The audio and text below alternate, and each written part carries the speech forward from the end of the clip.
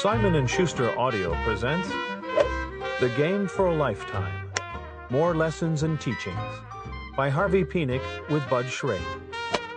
Read by Jack Whitaker, featuring Bud Shrake and Tinsley Penick.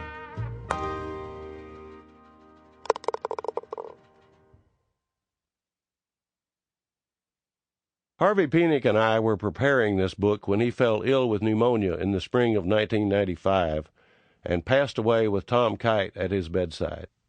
That sad Sunday afternoon was 1 week before Ben Crenshaw won a second Masters championship in what seemed a supernatural manner, as if the spirit of his mentor had entered his mind and heart to guide him to this triumph.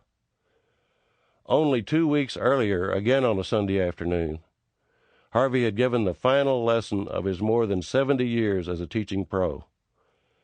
From his deathbed, the 90-year-old Penick spoke hoarsely as Crenshaw stroked balls on the carpet.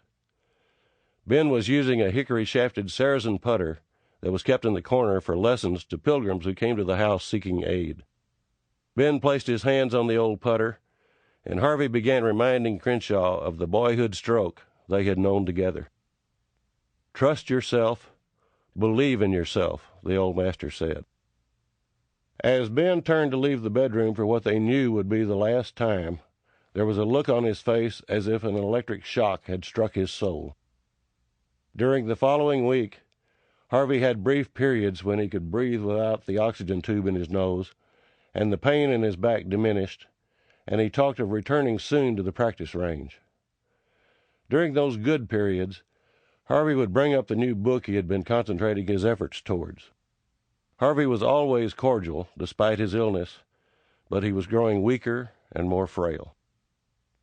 I thought Harvey was going to pass over on the Sunday that Ben and Julie Crenshaw and their daughters came to see him.